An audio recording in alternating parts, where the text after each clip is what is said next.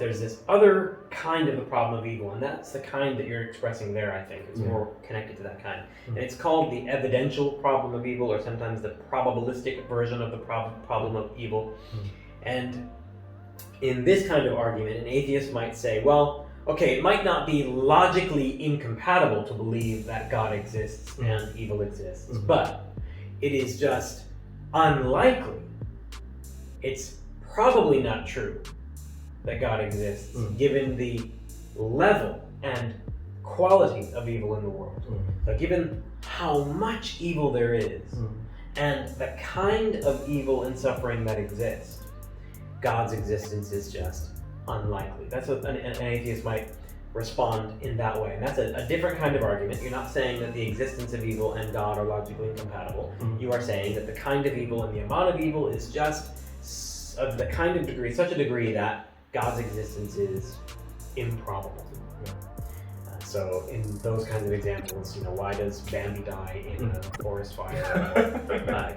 Children who are born with birth defects, or infants who die, and doesn't seem to be any purpose or meaning in their death and suffering.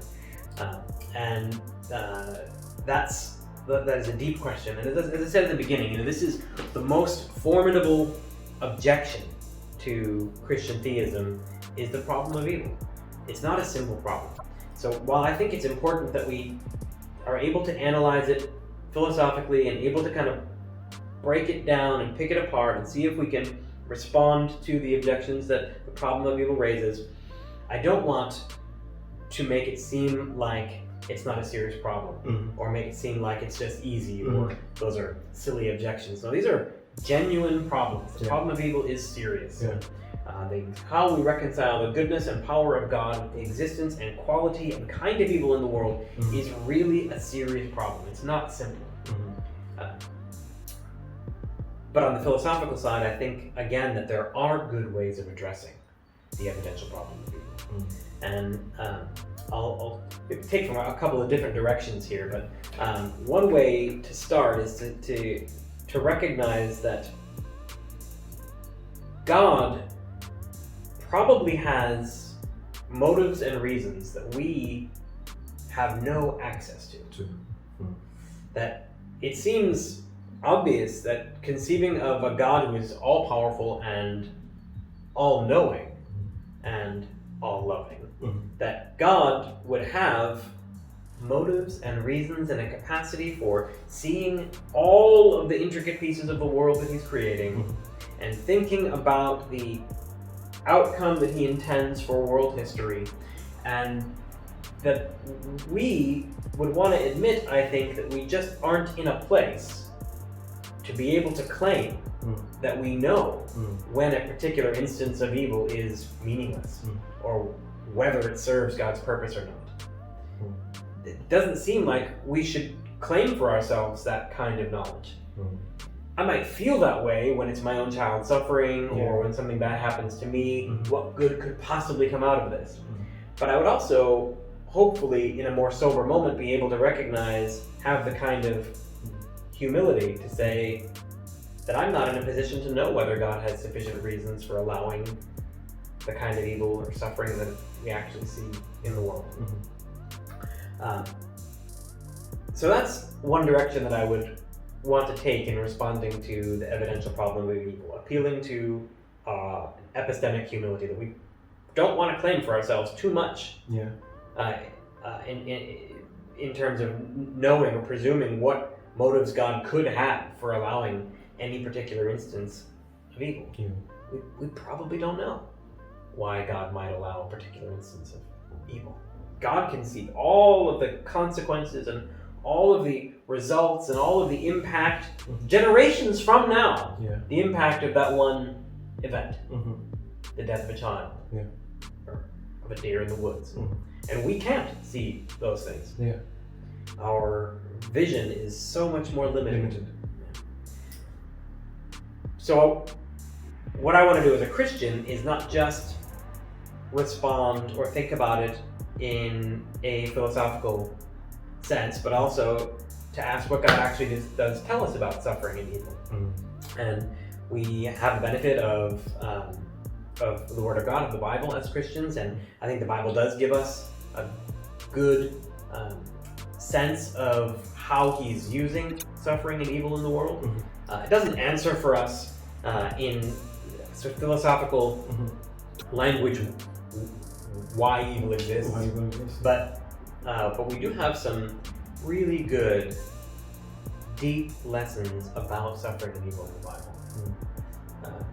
And I think if I wanted to summarize in a sentence what the Bible's perspective about the purpose of suffering and evil is, I think I would say that God uses suffering as a tool for God's glory and for our benefit. That's what God is doing with suffering. God uses suffering as a tool for God's glory and for our benefit. Does it mean that He's saying, "No, you must suffer"? But in the case of the suffering, He's using it for His glory. Yeah, so coming back to the idea of free will, if God knows that a certain level or amount of suffering is going to happen because some of His creatures are going to rebel, for example, then in a particular instance of evil, it may be simply that God is allowing the natural course of events to happen because He knows that certain of His creatures are going to rebel, they're not going to obey, so certain kinds of evil are going to result, and God can use that rebellion in order to bring about His intended outcome. We have examples of that in the Bible, like in Genesis 50, where Joseph describing, Joseph had been thrown in a well, sold as a slave by his own brothers. Exactly. What horrible, awful betrayal. But as a result, Joseph takes a position in Egypt, and he becomes a ruler of Egypt and a high-level official, and his brothers end up having to come to him 17 looking for food. And Joseph says to his brothers as a way of consoling them when they are now really afraid and filled with regret for what they've done. Joseph says, "What you intended for evil, God turned it around for good. God intended that for good. God knew that the evil that you were going to commit could be turned around to be used as part of His plan." And we see that all throughout the Bible. In fact, as Christians, it is the very center of our faith that God turns around one of the great acts of evil in the world, the death of Jesus, is turned around for our benefit and for God's glory. God uses even horrible injustice for God's glory and for our benefit. The death of Jesus is the prime example of that for us as a Christian.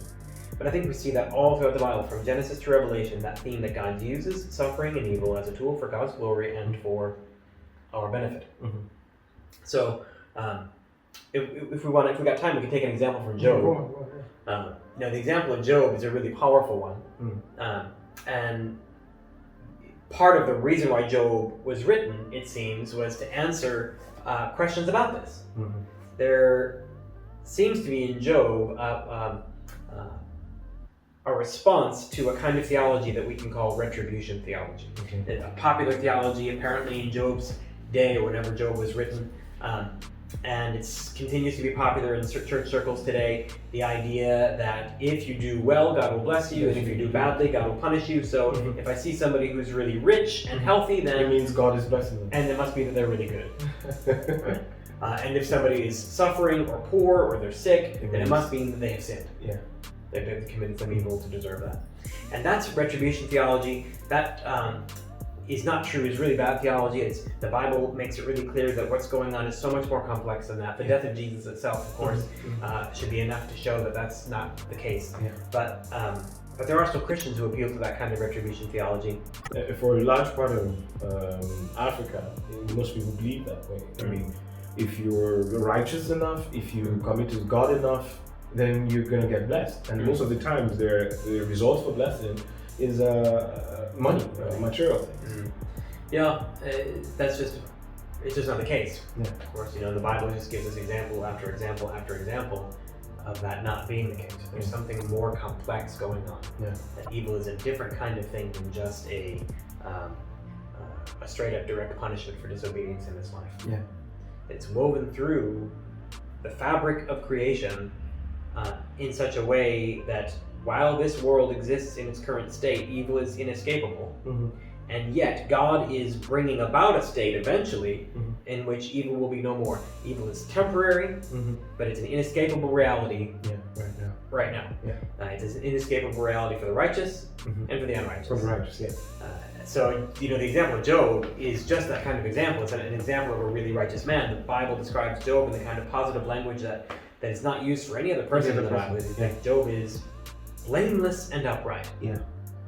He's blameless and upright. Well, nobody else in the Bible is described like that. Job is blameless and upright. But the author wants you to know right from the beginning of the book of Job that whatever Job will experience, all of the suffering that Job will experience, it isn't Job's fault. It isn't a result of something bad that Job did. He's blameless and upright. But then we know, of course, that Job will suffer throughout the book. And that suffering starts with a confrontation between God and Satan. As Job writes, the author of the book tells us that there is a heavenly council, it's called. God calls the angels to give account, and Satan comes with them. And Satan doesn't come with them because he sneaks in with the angels and, how did you get in here? You don't sneak up on God. That's not the point of the passage, but rather that even Satan himself, the author wants you to know, has to give account to God. That God calls the angels and Satan. So Satan has to answer to God in the same way that the angels do. And so in all of that conversation between God and Satan in the book of Job, it's God who asks the questions and Satan who responds. God talks, Satan responds. And God initiates in all of those conversations. So God says to Satan there, where have you come from? And Satan has to answer, from roaming around the earth, going back and forth in it. And then it's God who puts Job on the table. As an example. Have you seen my servant? Yeah, that's right. God says to Satan about Job, have you considered my servant Job? There is no one on earth like him. He's blameless and upright, a man who fears God and shuns evil. It's God who puts Job forward as an example. And the purpose of the book of Job is not to show how good Job is, but to show how good God is. The purpose of the book of Job is to teach that God is worthy of unqualified praise. God is worthy of worship. All by himself. Not because of what we get from him. God is worthy of worship as God. And Job doesn't know that this is going on. He can't see this conversation, this contest between God and Satan going on, but it's something that God initiates. God initiates it. Job is going to be the evidence that God is worthy of worship. And how will God show Satan and the angels and all of the people who will read about it afterwards? How will he show that God is worthy of worship? By turning around the suffering of Job for his glory, for Job's benefit. But in order to do that, he has to allow Job to suffer. So Satan is allowed, of course, to cause Job great suffering, to take away all of his wealth and even kill his family. And through all of that suffering, Job proves that God is worthy of worship. Because even when everything is taken away, he worships. He doesn't curse God and die the way that his wife wanted him to. That's right, even his wife tells him to. But he doesn't do that, and so Job is evidence that God is worthy of worship. So you can see there in the book of Job, one of the lessons of evil there, one of the lessons of suffering. The way that God uses suffering, he uses it as a tool for God's glory and for our benefit. We're all going to suffer, so we have an opportunity when we suffer to be used the way that Job is used as evidence of God's worship worthiness. When I am faithful, even in suffering, I am used as evidence of God's worship worthiness, as if God is saying to Satan about me, have you considered my servant Ryan? So suffering is complex, it's woven throughout the fabric of creation. And God is consistently, constantly turning it around for good, for our benefit and for his glory. And he also is, as the New Testament clearly teaches, he's in the process of unweaving it from the fabric. It's temporary. It's very temporary. I see when Jesus was given this parable about whoever hears these words of mine and obeys them, or does whatever I command, I would liken him to someone who builds a house on a rock. Now, one thing I see is both of them, I mean, the one who doesn't hear builds a house on the sand, one builds on the rock. but they both share the same fate. The storm, the rains, the wind, one keeps standing and one collapses. Yeah. And Jesus, when he was leaving, said something about, in this world you will have tribulations, but be of good cheer, I have overcome. Yeah. So one thing is certain is, evil is not permanent. It is temporary. So it will disappear sometime. Yeah. Sometime in the future. Yeah. I mean, we're expecting, we're looking forward to that day. But as of now, we cannot really give a full explanation as to, I mean, like you said, it's complex. Yeah, that's right. Yeah, I think it is complex. We want to recognize that evil is evil. We don't have to try to justify how evil is actually good. We don't have to recognize in every individual circumstance how every act of evil is actually being used for good. Those are sometimes abusive moments when, you know, if I'm trying too hard or trying to manipulate a situation or trying to console a person who's mourning by telling them how it's actually good, that's not going to be good pastoral advice. You want to let evil be evil. It is evil, and yet it is temporary. So there's hope. We can mourn, but we can mourn as people with hope. We can lament the evil in the world, and we do that together with God even, who laments the evil in the world. God does not willingly bring affliction to the sons of men, Lamentations 3 says. God mourns the evil with us, but he's using it. For his own glory. He's turning it around for his purposes. I mean, when I saw Jesus going to Lazarus, when Lazarus died and he got them, they were weeping. He was going to raise. He knew this is going to be temporary, but still he cried. Yeah, and that's an important fact about evil for us as well. I think the example of Jesus. Sometimes Christians are pressured to believe that they have to always be happy. They have to have this facial expression. Everything is all perfect. You got to be victorious and happy all the time. And that isn't the teaching of the Bible, and it isn't the example of Jesus. It isn't the example of any of our heroes of the faith in the Bible. It's an unfortunate kind of popular perception these days. Even if it isn't an official teaching, most of the time it's something that people absorb. They think that if I show weakness, if I show that I'm suffering, if I admit that something is hard, or that I don't understand something, or that I'm experiencing doubt, or I'm experiencing disappointment with God, that somehow I have to hide that. And I think the Bible gives us, freedom to do that, to express that. I mean, just the Psalms. One way of reading the Psalms is to think about them in three categories. These are categories that were coined by a theologian called Walter Brueggemann. He's a really brilliant theologian. This language about the Psalms has been really helpful to me. He thinks about the Psalms in terms of orientation, disorientation, reorientation. There are some Psalms that are Psalms of orientation. They express a season of my soul when everything is going in the right direction. And these are usually the Psalms that we sing. Psalm 8 or Psalm 23. They're the Psalms when everything is going in the right direction. You can see good is good and evil is evil, and you can recognize God's greatness, and those are the ones that we often sing as worship songs. But our Christian experience is not always in those Psalm 8 and Psalm 23 moments. We also, together with the psalmist, experience disorientation.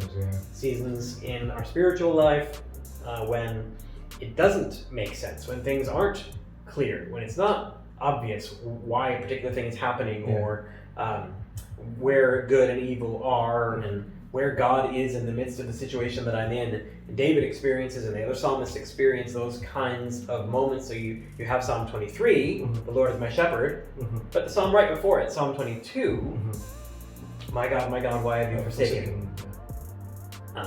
And the psalmist is free to express that. My God, why have you forsaken me? And this is it's what he feels, it's what he experiences. At that moment. He's experiencing a sensation of abandonment, of being forsaken. And is it sinful for him to experience that or to express it? No, obviously not. And as a Christian, I certainly hope not, because that's what Jesus says. Where one was on the cross. Jesus could have said anything on the cross. And he quotes Psalm 22:1. My God, why have you forsaken me? And there's lots of reasons why that is. Of course, we can read the rest of the psalm and see, in hindsight, what we now understand to be messianic references to the events around Jesus' death. Yeah. But it's also just what Jesus was experiencing. It's what he was feeling on the cross. My God, why have you forsaken me? If Jesus is free to experience forsakenness and abandonment by God, we are too. We are. So we experience orientation, we experience disorientation sometimes. Or Psalm 10, why do you stand far off? Why do you hide in times of trouble? Sometimes we feel that way. Thankfully, we don't always feel that way, and we've got these moments or seasons of disorientation, but there's also reorientation. When we experience a kind of return, things start to come back to a more positive perspective. We can now again see the way that God has brought us out of difficult seasons. We can again see where good and evil are and where God is in the midst of our situation. Psalm 51, which is a famous psalm of repentance, David repenting after his sin with Bathsheba. Or Psalm 40, talking about God bringing us up out of the pit. We can experience moments like that too. But as Christians, I think we should feel the freedom to lament. And to experience all of those seasons of orientation, disorientation, reorientation. One thing we know is in all those seasons, he's not far from us. Yeah, even though we might feel that way. Yeah. And it's okay to express that you feel that way. So one thing we pick here is this, free will. I mean, love cannot happen when there's no free will. Yeah. And as long as this world we have, there will always be those who choose to oppose the will of God. And unfortunately, their actions and inactions are part of what constitutes evil today. Yeah. But what we see is My God. actions, I mean, they're all of our actions. All of our, okay. God, in the midst of all that evil, works through it for his own glory. Yeah. And for our benefit. Yeah. We can't explain in details why children die. I mean, it's painful. Yeah. We mourn with them. It's sad to hear so many news that goes on. I mean, even look at this pandemic that is hitting the whole world. We can't explain in detail, but what we know is through all the evil, God works for his own glory. Yeah. And it is temporary. Evil will leave. Yeah, that's right. And we're getting to that time where he says there will be no tears, there will be no sorrow. The Lord will be the light. The book of Revelation says that. We're approaching that time. But for as long as we're in this world, like when you said, it's inescapable. Yeah. We can't. Whether believers, whether unbelievers, everyone will experience this version of suffering. And even those who try to confess, like, I've never suffered in my life, you know you're lying about it, because truly we all go through our fair share, emotionally, physically, whichever way. But God works through it. Yeah. So it's not like God likes to watch his people suffer, but some of these things are also part of our own free will decisions. But through that, he works for his own glory. So don't think that God is afar off. Sometimes it feels like it. I've been through times where I just like, God, where are you? I'm just like, why is it so quiet here? But I look back at those moments and I'm glad, because he was actually there. I just didn't know. I didn't feel it. So it's okay not to feel that way. But please don't think that God wants you to suffer. He's deliberately putting a gun to your head and then saying, you know what, I just like to see you suffer. We're in a very evil world. So thank you so much, Ryan, for this particular episode. Maybe you guys want to see Ryan again. we have so many topics actually that we're gonna do. You gotta say yes at this point. I mean, you're pressuring me to it now. Okay, so we have another episode where Ryan is gonna come up again, and if it's this particular episode about evil, if you have questions, you can send it directly to the page. We may want to address again. Maybe if they have any other questions, we're going to address these questions and give answers to them. But I mean, we have other topics that we're going to discuss with Ryan. So you will see Ryan's face often here. So thank you again for watching this. Share, like, subscribe to the YouTube channel, share it on Instagram, whatever you can. So this is not an appropriate time to say what up, right? You can say what up, No, I don't want to say that. Okay, guys, what up, yeah. So like and subscribe and do whatever you can, but stay blessed and stay focused on Christ. He's all that matters, and he's the only one who can give you joy and satisfaction in this world. So I'll see you again in the next episode. Bye, guys. Have a wonderful day. Bye. I